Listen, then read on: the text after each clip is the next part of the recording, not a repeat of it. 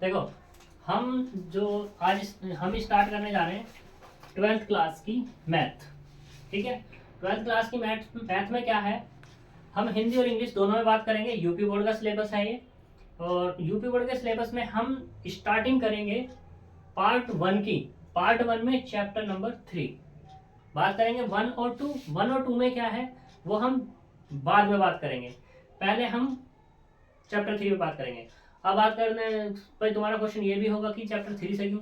देखो, मेरा एक प्रोसीजर है पढ़ाने का कि जैसे मान लो हम बात करें सीढ़ियाँ, जैसे बात करते हैं कि सीढ़ियाँ चलने की बात करते हैं, ठीक है, या ऐसे कर देते हैं कि भाई एक लेवल होता है हमारे पास ऐसे और एक लेवल होता है ऐसे।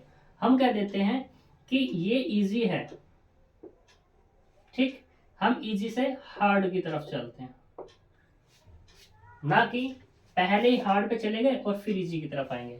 ठीक, मेरा लेवल जरा दूसरा है, तो हम पहले वो पार्ट करेंगे जो आसानी से बच्चे को समझ में आ पाए। ठीक, बच्चों को आसानी से समझ में ये मैट्रिक्स बहुत आसानी से समझ में आ जाएगी। अब उसका कारण क्या है, उसका कारण ये है, देखो मैट्रिक्स मैट्रिक्स क्या है कि तुमने उसे जानने से पहले हम तुम्हें थोड़ा सा प्रीवियस बताएंगे। प्रीवियस से मतलब हम इक्वेशंस के बारे में बात करेंगे। तो इक्वेशंस यानी कि समीकरण, हिंदी में समीकरण बोलते हैं इनको, ठीक, और ये इंग्लिश में होती है इक्वेशन। अब इन पे बात करते हैं। तो तुमने देखा होगा जब तुम 9th में थे, 9th या 10th में जो भी, ठीक, तो तुमने ये पढ़ा होगा ax प्लस बी वाई बराबर एक c1। यहाँ से इसे a1 कह दो, इसे b1 कह दो, इसे c1 कह दो। दूसरा a2x प्लस b2y बराबर c2। ये दो इक्वेशन तुमने क्या करी होंगी, सॉल्व करी होंगी। और सॉल्व करने के इसके पास तुम्हारे डिफरेंट डिफरेंट मेथड थे। डिफरेंट डिफरेंट मेथड क्या थे, पहला सब्स्टिट्यूशन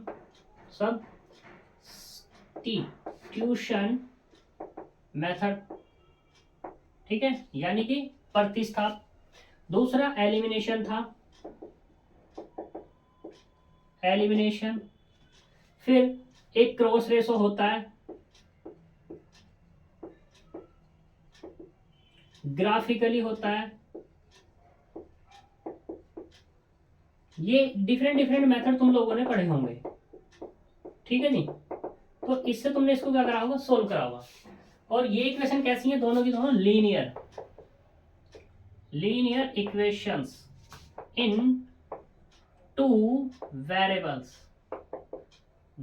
दो वेरिएबल्स कौन से, वेरिएबल्स से एक्स एंड वाई, ठीक है, जिनकी पावर क्या है, दोनों की power of x and y are 1 1।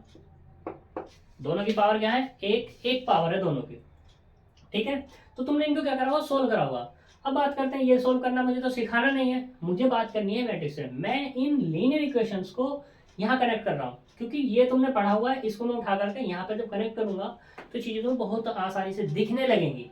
दिखने से मतलब ऐसा होगा कि बहुत आसानी तुम्हें इस चैप्टर को समझने में होगी। अब बात करते हैं कि भाई इसका कहाँ यहाँ पे यूज हो रहा है, किस तरीके से। देखो, तुमने दो इक्वेशन सोल्व करी, दो वेरिएबल के लिए इक्वेशन सोल्व करी, ठीक। तो अब ऐसा भी तो हो सकता है कि भाई दो वेरिएबल तक तो सीमित रहने नहीं है, क्योंकि 10th तक बात की थी वो। तो अब हमें तो क्या है, 11th तक पहुंच गए, फिर 11th से 12th में आ गए। तो 12th में जब होगा दो वेरिएबल तो बात होगी नहीं, तो यहाँ पे होगी मोर देन 2 पे बात मान लो, करो। फिर मोर देन 2 से मतलब 3 वेरिएबल हो जाए, एक्स हो जाए, वाई हो जाए, जेड हो जाए, ठीक। तो इनको भी तुम बड़े आसानी से सोल्व कर पाओगे अकॉर्डिंग टू दिस। लेकिन अगर मान लो तुम्हारे पास कुछ ऐसा हो जाए कि a11 x1 plus a12 x2 plus दो डॉट प्लस a1n और ये xn बराबर b1, ऐसा हो जाए। a21 x1 plus a22 x2 plus dot dot a2n xn बराबर b2। ऐसे तुम्हारे पास क्या, am1 x1 am2 x2 plus dot dot n x n बराबर कितना हो जाए, बी एम हो जाए। ये तुम्हारे पास कितनी है, एम इक्वेशंस है, एम इक्वेशंस, ठीक है। एम इक्वेशंस है, इसमें क्या है, एन वेरिएबल्स हैं। एन क्या है तुम्हारे पास, वेरिएबल्स। एन वेरिएबल्स कौन कौन से हैं, एन वेरिएबल्स से x1 x2 dot dot xn whose power all variables are 1, ठीक है। सभी वेरिएबल की पावर यहाँ पे क्या है, 1 है। तो ये इसलिए क्या कहलाएंगे, सारी सारी लीनियर इक्वेशंस कहलाएंगे। अब लीनियर इक्वेशन मान लो ये हमारे पास एम इक्वेशन आई, एन वेरिएबल्स की आई, तो मुझे क्या करना है, इनको सोल्व करना है। तो सोल्व तुम इससे तो कर नहीं सकते अब, तो उसके लिए जब कुछ ऐसा हमें मिल जाए तो उसके लिए हम लेके आते हैं मैट्रिक्स को। किसको लेके आते हैं, मैट्रिक्स को। मैट्रिक्स की हेल्प से इन इक्वेशंस में जो वेरिएबल्स इन्वॉल्व हैं उनकी वैल्यू को बड़ी आसानी से फाइंड कर सकते हैं, ठीक है। तो इसलिए मैट्रिक्स का यूज किया जाता है। और जब ये मैट्रिक्स का यूज किया जाएगा, बात करते हैं कि भाई इसको कैसे डिफाइन करेंगे, किस तरीके से बात होगी, तो इनको एक रेक्टेंगुलर की फॉर्म में लिखते हैं, रो और कॉलम वाइज। किस तरीके से लिखते हैं, रो और कॉलम वाइज। रो और कॉलम वाइज किस तरीके से करते हैं, कैसे इसको बनाते हैं, ये हम बनाना सिखाएंगे, ठीक है। तो यहाँ पे यही इक्वेशन है, मान लो तुम्हारे पास, ये तो मैं रफ कर दूं, ठीक। तो देखो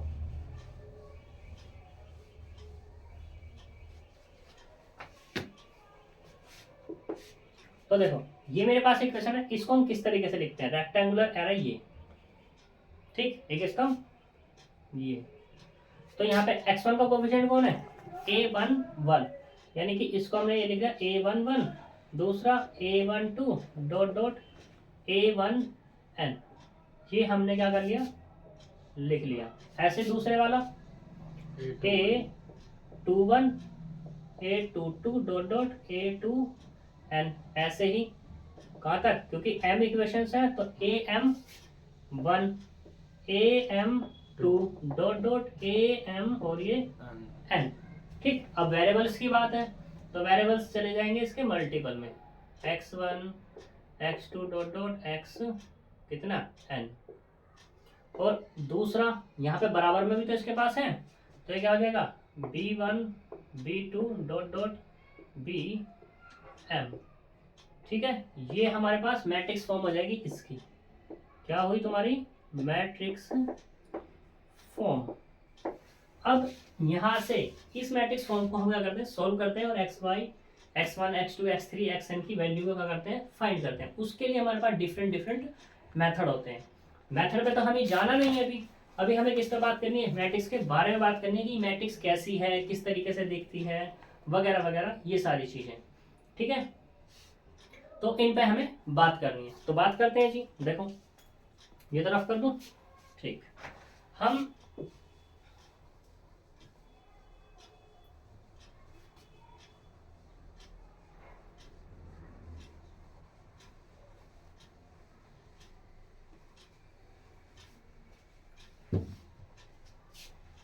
तो देखो मैट्रिक्स यहाँ पे डिफरेंट डिफरेंट टाइप्स की होती हैं। डिफरेंट डिफरेंट टाइप से पहले हम बात करते हैं किसमें, मैट्रिक्स के बारे में बात करते हैं कि मैट्रिक्स है क्या। भाई मैट्रिक्स क्या है, इसके बारे में बात करते हैं। देखो मैट्रिक्स के बारे में बात करेंगे, पहले इसकी मैट्रिक्स की डेफिनेशन। तो मैट्रिक्स की डेफिनेशन क्या है, a set of m into n numbers,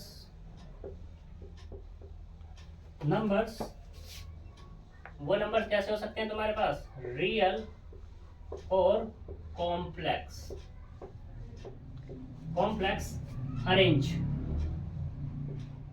arranged in the form of a rectangular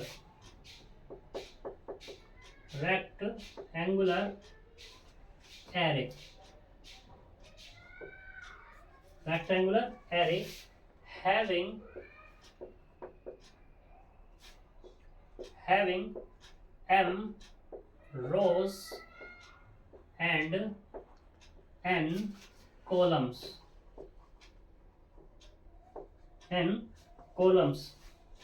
is called an m cross n matrix. m cross n matrix। और अगर मैट्रिक्स की बात करें वो कैसी, N m cross n matrix is usually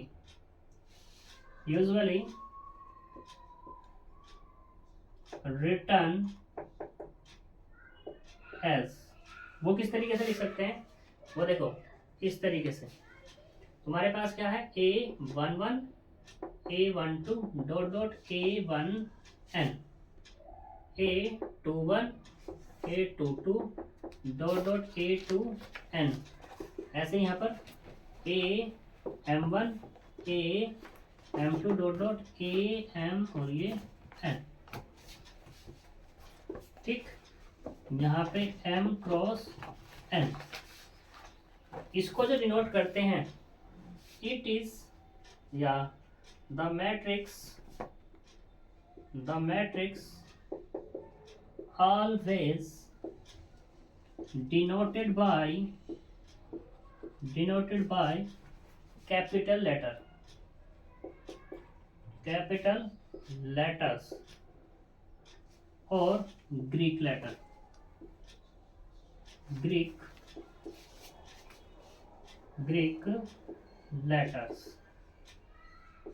ठीक है, तो इस ग्रीक लेटर्स, कैपिटल लेटर से A B C dot dot ये हो गए, एंड और जो ग्रीक लेटर हैं alpha beta gamma dot dot, इन सभी को डिनोट कर देते हैं। देखो यहाँ पर मैंने बात की थी किसकी, रो की और कॉलम की। पहले तो डेफिनेशन होगी हमारे पास, ठीक है। हियर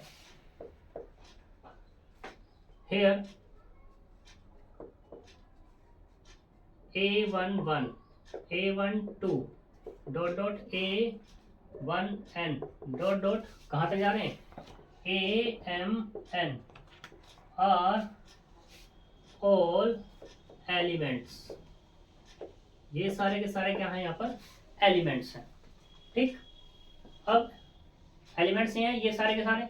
अब मैंने मैट्रिक्स के बारे में तुम्हें बताया, मैट्रिक्स के बारे में मैंने कहा कि भाई मैट्रिक्स क्या है, एक रेक्टेंगुलर एरे है जिसमें क्या करते हैं हम, कोई भी एक सेट है, ठीक है, जिसके पास क्या है mn एलिमेंट है, उन mn एलिमेंट को यहाँ पे एक रेक्टेंगुलर की फॉर्म में अगर मैं डिफाइन कर पाया, किसकी फॉर्म में, रो और कॉलम में, किसमें, रो और कॉलम में, तो मैं क्या कह दूंगा, जो मेरे पास एक फिगर बनेगी वो फिगर क्या कहलाएगी, हमारी मैट्रिक्स कहलाएगी। अब बात करते हैं कि भाई रो क्या होती है, कॉलम क्या होती है।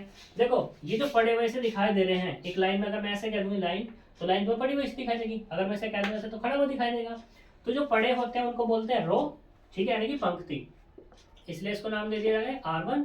ये कितना हो गया, R2 डॉट डॉट, ये वाला क्या हो गया, RM।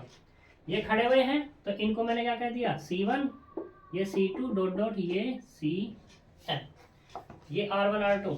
बात करूं मैं किसकी, R1 R2 dot dot RM, all are rows, ठीक है, and C1 C2 dot dot CN, all are columns। ये सारी की सारी क्या है, कॉलम्स हैं, ठीक है नहीं। तो ये क्या हो गई, तुम्हारी कॉलम्स होगी। अब इसे हम रीड करने की बात करते हैं कि भाई इसको हम शॉर्ट में कैसे लिख सकते हैं। देखो शॉर्ट में इसको हम ऐसे भी लिख सकते हैं, ये इसको मैंने मान लो इसको ए से डिफाइन कर दिया, किससे डिफाइन कर दिया, ए से। तो ए बराबर हम इसको ऐसे लिख सकते हैं, ए इक्वल टू AIJ और M क्रॉस N। हियर जो I है, I मूव कहाँ से कहाँ तक करेगा, देखो 1 2 डॉट डॉट m तक, यानी कि i बराबर होगा 1 2 3 dot dot m and j बराबर कितना होगा 1 2 3 डॉट डॉट n तक। जब ये तुम्हारा ओपन होगा तो ये इस फॉर्म का ओपन होगा, ठीक है। फॉर एग्जाम्पल अगर मैं बात करूं यहां से एग्जाम्पल के तौर पर, तो एग्जाम्पल मैं क्या देता हूं कि टेकिंग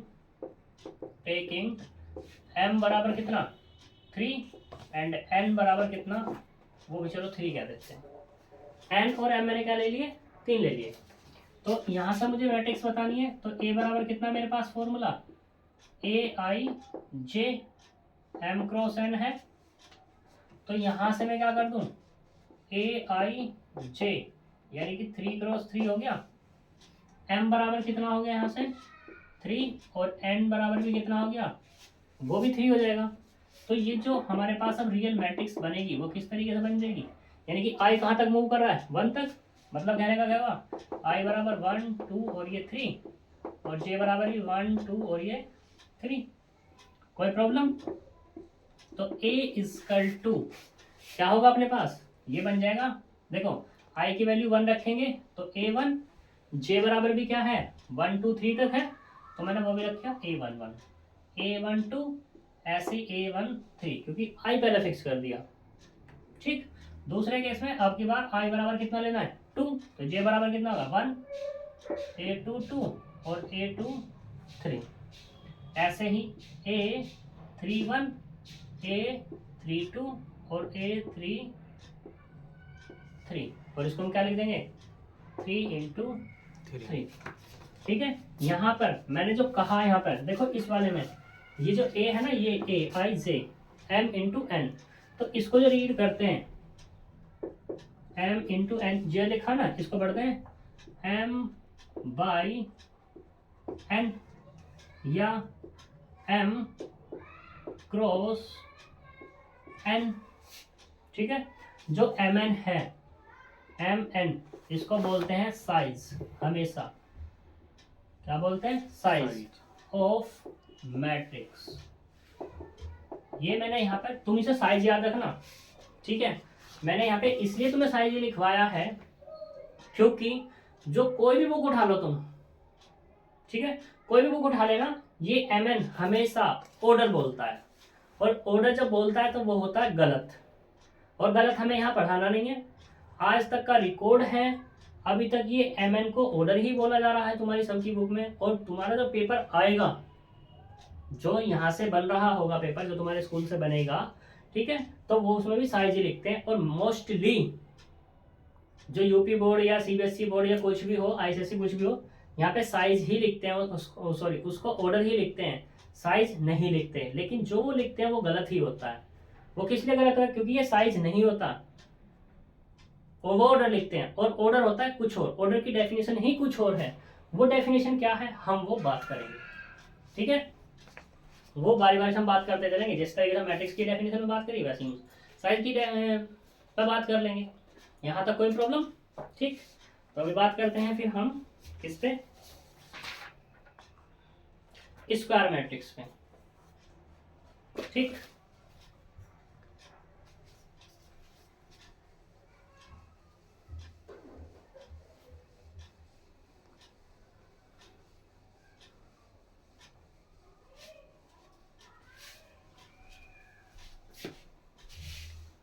तो देखो हम थोड़ा सा हिंदी में भी बात जान लेते हैं, अभी तो इंग्लिश में चल रहा था पूरा पूरा, थोड़ा सा हिंदी में बात कर लेते हैं। देखो जो रो है, रो को हिंदी मतलब रो को क्या बोलते हैं पंक्ति, और कॉलम को क्या बोलते हैं स्तंभ। तो मैंने अभी एक मैट्रिक्स के बारे में बात की थी। मैट्रिक्स क्या थी, ए बराबर ये थी ए आई जे, और ये क्या था एम क्रॉस एन।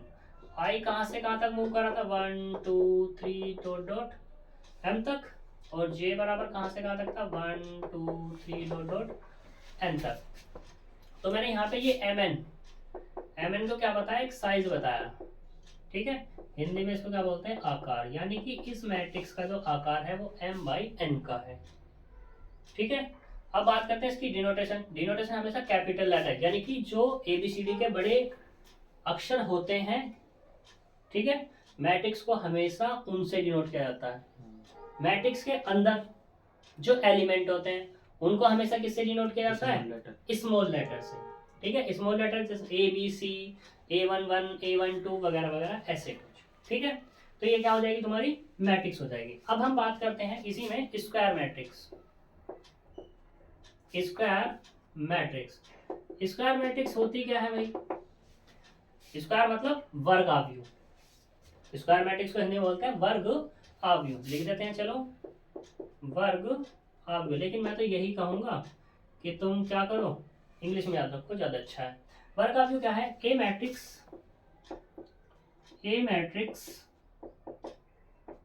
ए बराबर AIJ M cross N is said to be square matrix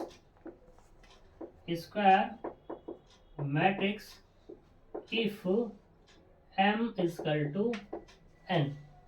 that is, ऐसा ही बोल सकते हैं कि if number of row in matrix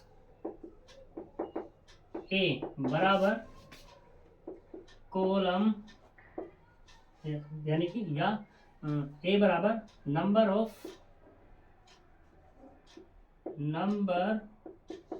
of columns in A matrix. जितनी रो है अगर उतनी ही कॉलम है तो उस मैट्रिक्स को मैं क्या बोल दूंगा? Square matrix. एग्जांपल के तौर पे, एग्जांपल तो A बराबर मैंने ले लिया 1 2 3, 1 1 1 -1 3 और ये 2। ठीक है, तो यहाँ पे देखो कितनी रो है इसमें? 3। कॉलम कितनी है? वो भी 3। तो इसका मतलब क्या? M बराबर कितना हो गया? 3 और N बराबर भी कितना हो गया? 3। तो ये क्या हो गई तुम्हारी? स्क्वायर मैट्रिक्स या वर्ग आव्यूह। तो क्या हो गई तुम्हारी? Square matrix. ठीक है जी, तो ये स्क्वायर मैट्रिक्स की डेफिनेशन है। अब इसी के बेस पे आगे चलते हैं। इसी में है हमारे पास डायगोनल मैट्रिक्स या diagonal element. Diagonal element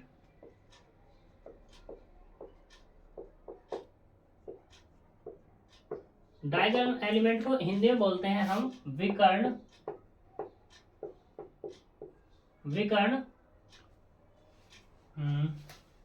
element.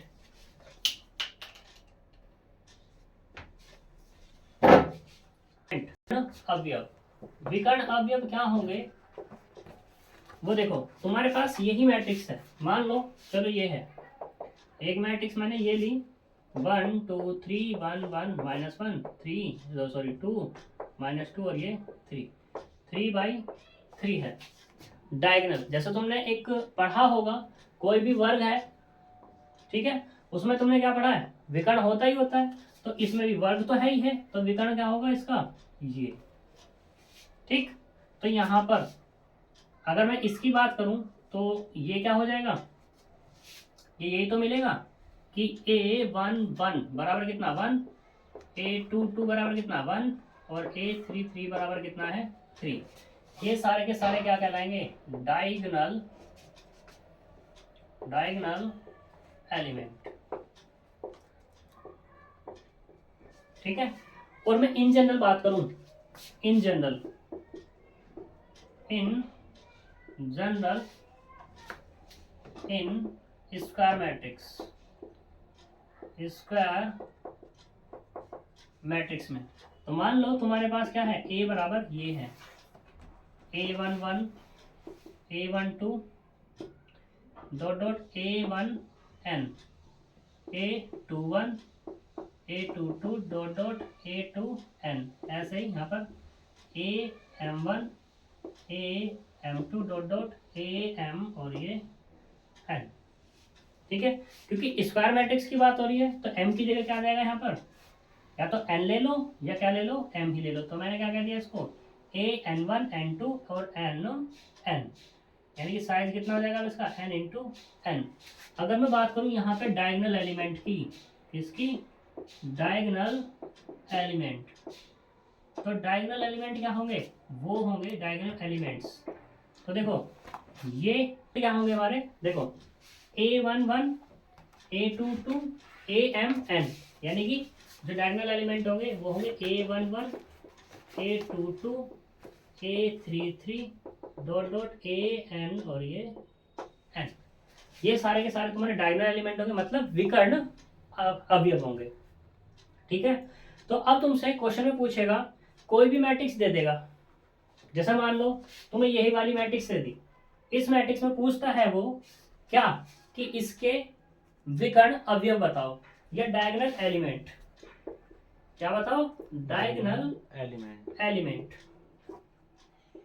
ठीक है, तो वो क्या होंगे तुम्हें, डायगोनल एलिमेंट ऑफ ए, तो वो कितना होंगे 1 1 2 1 1 और ये 2। और एक चीज और, ठीक है, diagonal element always exist in square matrix।